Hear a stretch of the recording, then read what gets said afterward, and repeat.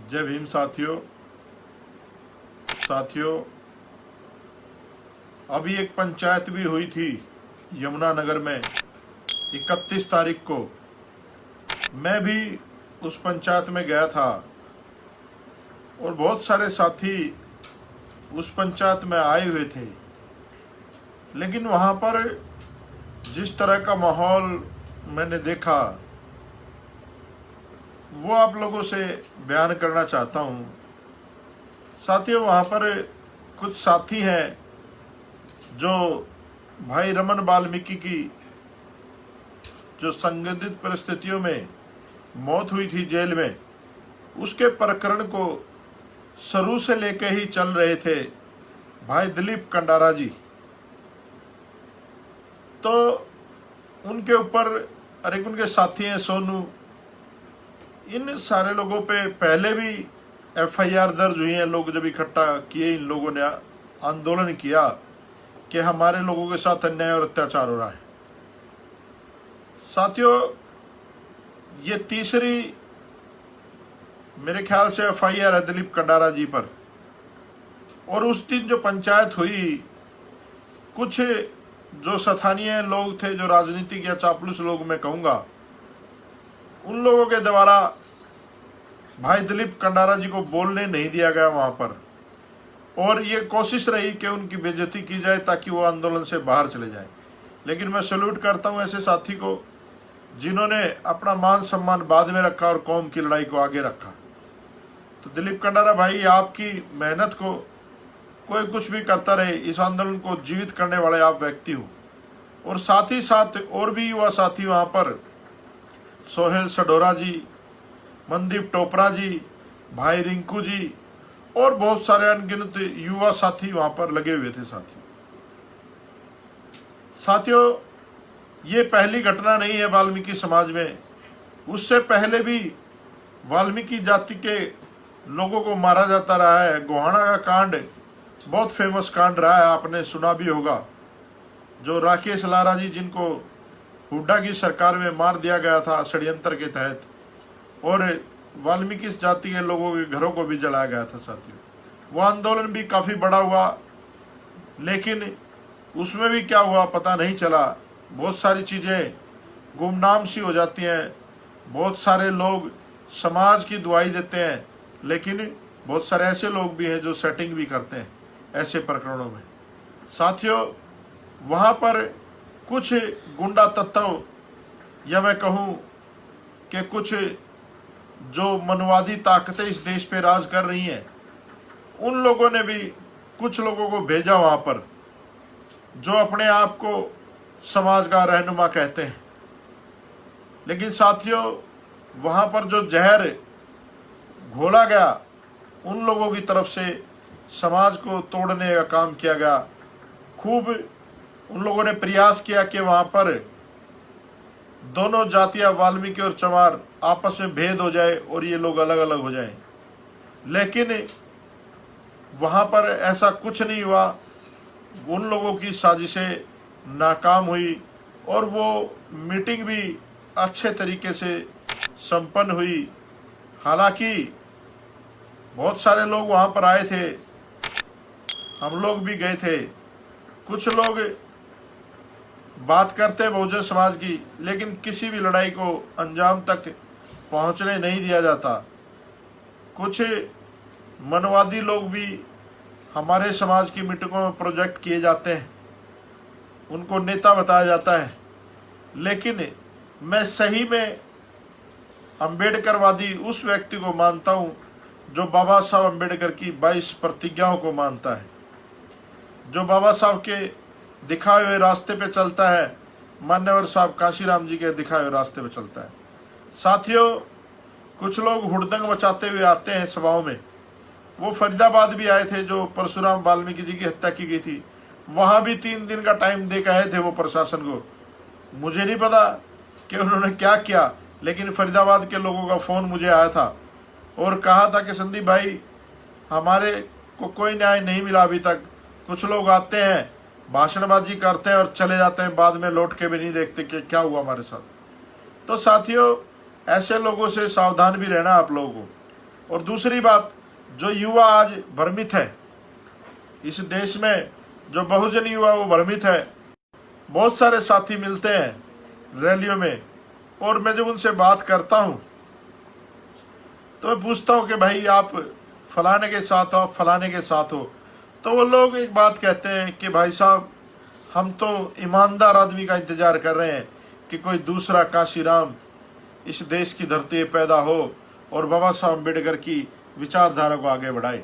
तो मैं आप सब लोगों से एक बात जरूर शेयर करना चाहूँगा, ऐसा नहीं है कि इस धरती ने लाल पैदा करने बंद कर दिए हैं। हम लोग बाबा साहब अम्बेडकर की नस्ल हैं, मान्यवर साहब काशीराम की नस्ल हैं। हमारे राजनीतिक संघर्ष में अगर हम किसी को मानते हैं तो बाबा साहब अम्बेडकर, मान्यवर साहब काशीराम, माननीय दीना भाना वाल्मीकि जी को, जिनको लोग प्रोजेक्ट करने से भी डरते थे, जिन बातों को लोग कहने से भी डरते थे, माननीय साहब श्री काशीराम जी ने वो बातें मंचों के माध्यम से समाज तक पहुंचाई। साथियों, बहुत सारे लोग समाज में काम कर रहे हैं। मैं ये नहीं कहता कि सब लोग बेईमान हैं या सब लोग ईमानदार हैं। साथियों, आदमी की प्रवृत्ति से, उसके नेचर से, उसके हाव भाव से, उसके कार्यों से उसकी ईमानदारी और बेईमानी का पता चलता है। साथियों, बहुत सारे लोग जेलों में बंद हैं। सब्बीरपुर कांड के कुछ साथी आज तक भी जेलों में बंद है, और जब उन लोगों की रिहाई का ऑर्डर आता है तो पता चलता है रात को 1 बजे 2 बजे दोबारा कहीं पर FIR कर दी गई और उन साथियों को दोबारा जेल में ही रखने का काम किया गया। गुरु रविदास मंदिर को तोड़ा जाता है किन्हीं लोगों को प्रोजेक्ट करने के लिए, लेकिन जब वो चीज़ें प्रोजेक्ट नहीं होती, समाज के सामने एक्सपोज होती है, तो समाज वो भी देखता है। साथियों, जो रविदास मंदिर का मसला है, आज उसके प्रधान का मेरे पास फ़ोन भी आया था, तभी मैंने आज आपके सामने लाइव आने का निर्णय लिया और आपको बताना जरूरी समझा। साथियों, वहाँ पर जो मंदिर कमेटी थी, उनके प्रधान का फ़ोन आया था मेरे पास और कहा कि संदीप भाई, कोर्ट ने बड़ा दोगलापन किया है। ज़मीन देने के बहाने अब उन्होंने वो फाइल दिल्ली सरकार को भेज दी है लैंड यूज चेंज करने के लिए, फिर वो फॉरेस्ट डिपार्टमेंट को जाएगी, पर्यावरण विभाग को जाएगी, पता नहीं कितने। मतलब ये पहला ऐसा गुरुघर है जिसके लिए इतनी फॉर्मेलिटीज की जा रही हैं। नहीं तो इस देश में हजारों लाखों मंदिर हैं जिनका कोई अता पता नहीं है, जिन्होंने जमीन के पैसे नहीं दिए, कुछ नहीं दिया, लेकिन आज भी वो लोग काबिज हैं। रविदास जी महाराज से इतनी नफरत क्यों है? क्योंकि रविदास जी महाराज उस समय में 600 साल पहले, जो आज बाबा साहब अम्बेडकर ने हमें बताई, मान्यवर काशीराम जी ने बताई, उस बात को वो कहते थे कि ऐसा चाहूँ राज में जहाँ मिले सबन को अन्न, छोट बड़ा सब सम बसे, रदास रहे प्रसन्न। तो इनको दिक्कत विचारधारा से है, मंदिरों से दिक्कत नहीं, विचारधारा से दिक्कत है। और बहुत सारे मेरे साथी हैं, मैं बात करना चाहूँगा वाल्मीकि जाति पर। बहुत सारे मेरे साथी हैं वाल्मीकि समाज के, वो लोग पता नहीं कैसी कैसी भ्रांतियाँ फैलाते हैं, पता नहीं कैसी कैसी बात करते हैं। मैं उनसे एक बात पूछना चाहता हूँ, अगर आप लोग सच में भगवान वाल्मीकि के अनुयायी हैं, तो भगवान वाल्मीकि के शिष्यों ने उस समय जब लोग हिम्मत नहीं करते थे किसी के सामने, राजा के सामने बोलने की, उस समय दशरथ के बेटे राम का, जिन्होंने अश्वमेध यज्ञ का घोड़ा छोड़ा था, गुरु वाल्मीकि स्वामी के शिष्यों ने, लव और कुश ने उस घोड़े की लगाम पकड़ी थी और उनकी पूरी सेना को हराने का काम किया था। तो आज के जो वाल्मीकि हैं, वो इस अत्याचार और अन्याय के खिलाफ क्यों नहीं बोल रहे कि जो मनवादी सरकारें कर रही हैं और जो लोग राम के नाम से वाल्मीकि समाज को बेवकूफ़ बनाने का काम कर रहे हैं, अगर इतने ही ये वाल्मीकि हितैषी होते और हमको हिंदू मानते, तो वहाँ जो अयोध्या में इन्होंने दशरथ के बेटे राम का मंदिर बनाया है, उसकी राम की मूर्ति से पहले भगवान वाल्मीकि की मूर्ति की स्थापना वहाँ पर होनी चाहिए थी, जो एक भी वाल्मीकि नहीं बोलता। और उन्हीं मनवादियों को मैं कहना चाहता हूँ जो RSS के कुत्ते बने बैठे हैं समाज में, जो लोग भगवा पहन के घूमते हैं, प्रचार मंत्री आरएसएस के मनुवादियों को, वो लोग क्यों नहीं उस व्यवस्था में बोलते जिस व्यवस्था में देश के राष्ट्रपति को मंदिर की सीढ़ियों पर बैठ करके पूजा करनी पड़ी? क्यों नहीं बोलते ऐसे पाखंडी लोग उस व्यवस्था पर कि जब राम मंदिर का शिलान्यास किया गया तो देश के दलित राष्ट्रपति रामनाथ कोविंद जी को क्यों नहीं बुलाया गया? कहाँ जाते इनके तर्क वितर्क फिर? और आप बात करते हैं समाज की। ये जो पाखंडवादी लोग हैं, इन लोगों को समाज को पहचानना पड़ेगा और समाज ऐसे लोगों को नाबूद करे जो लोग समाज में इस तरह का पहनावा पहन के जाते हैं ताकि लोग उन पर उंगली ना उठाएं। तो आप लोगों को समझना पड़ेगा, ये बेरूपिये किसी भी भेष में आ सकते हैं। जैसे आप लोगों ने देखा होगा, जब हमारे बहुजन ने राजा से 3 पग धरती मांगी थी तो वो किस बहरूपिये के रूप में गया था और कैसे हमारे आदमियों को छला था। ऐसे ही जब एकलव्य को छला गया तो उनका झूठा गुरु होने का नाटक किया गया, उनका अंगूठा काट लिया गया साथियों। शंभुक ऋषि को मारा गया साथियों। बाली का वध छुप के किया गया है ना। हमारे अनार्य राजा रावण का वध इन्होंने धोखे से किया साथियों। तो साथियों, आपको समझने की जरूरत है, आज लड़ाई चरम सीमा पे है। आज झुकने की आवश्यकता नहीं है, आज डरने की आवश्यकता नहीं है। अगर आप लोग बीमारी से मरोगे घर में तो मरीज कहलाओगे, अगर आप समाज की लड़ाई लड़ते लड़ते मरोगे तो शहीद कहलाओगे। आज सही समय है समाज को जागरूक करने का, समाज में काम करने का, और ज्यादा बड़ा जीवन होने से अच्छा है कि एक दिन की जिंदगी ऐसी जी जाओ कि लोग तुम्हें 100 साल तक याद रखें। बाबा साहब अम्बेडकर कहते थे कि लंबा जीवन होने से अच्छा है कि एक दिन का जीवन जियो और जीवन को अपने महान करके चले जाओ। तो साथियों, बहुत सारे आज मुद्दे हैं। 7 तारीख को भी जयपुर में रामवीर साहब जो हमारे बहुजन योद्धा हैं राजस्थान में, वो लोग भी आंदोलन कर रहे हैं जयपुर में। वहां पर भी ज्यादा से ज्यादा संख्या में लोग पहुंचे। अभी ये लोग लॉकडाउन में मुकदमे भी दर्ज करेंगे आप लोगों के ऊपर, हमारे ऊपर भी बहुत सारी FIR इन लोगों ने की है साथियों। लेकिन जब ये सरकारें तोड़ते हैं और बड़े बड़े अनुष्ठान करते हैं, ये सब कुछ करते हैं, तो इनके लिए कोई कानून नहीं है। और सबसे बड़ा मनुवाद का आपके सामने मैं उदाहरण दूंगा।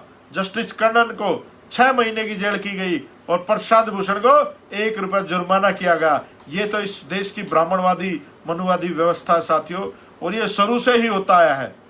और ये लोग चाहते भी यही है कि ये देश मनुष्यवर्ती से चले, लेकिन इनकी मंशा पूरी होने वाली नहीं है साथियों। चाहे भगत सिंह हो, चाहे उधम सिंह हो, चाहे जितने भी इस देश में, चाहे जलियांवाला कांड हुआ हो, इन सब की मुखबरी इन्हीं लोगों ने जो आज धर्म का ठेका लेके बैठे हैं, जो आज हिंदुस्तान की बात करते हैं इस आजाद भारत में, उन्हीं लोगों ने किए साथियों। ये अंग्रेजों के पिट्ठू रहे हैं और इनसे डरने की जरूरत नहीं है। हम लोग बाबा साहब अम्बेडकर की औलाद हैं, मान्यवर साहब काशीराम जी की औलाद हैं, माननीय दीना भाना वाल्मीकि जी की औलाद हैं। हमें चुपचाप नहीं बैठना है। हम लोगों ने समाज के लिए लड़ना है और समाज के लिए काम करना है, समाज को जागरूक करना है, अम्बेडकरवादी विचारधारा को जन जन तक पहुंचाना है साथियों। बहुत सारे लोग मेरे ऊपर आरोप लगाते हैं कि ये फलाना है जी, ढिकड़ा है जी, ये है जी, बुकड़ा है। मैं आज आपको एक अपनी मन की बात बताना चाहता हूँ जो मेरे मन में है, जिसका मैंने संकल्प किया है।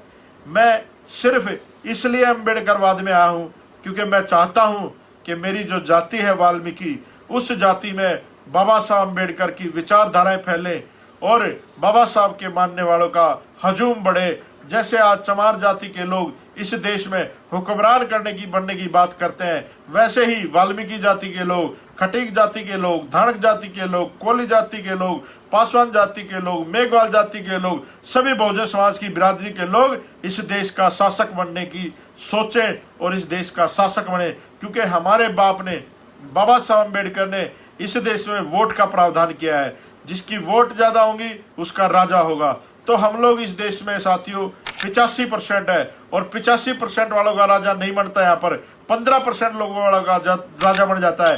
तो ये कमियां कहाँ पर हैं? ये कमियां ढूंढनी है और इस समाज को जागरूक करना है और इस समाज को देश का हुक्मरान बनाना है साथियों। और साथियों, एक और बात बताऊंगा मैं आपको, बहुत खास बात है और बहुत ही जरूरी बात है। मेरी एक राजेंद्र मास्टर जी है सिरसा से, उनसे बात हुई और वो साहब काशीराम के साथ काफी समय तक रहे। उन्होंने एक बात बताई। मैंने कहा कि राजेंद्र जी, मैंने उनसे पूछा कि बाबूजी क्या साहब कांसीराम जी मूछें रखते थे?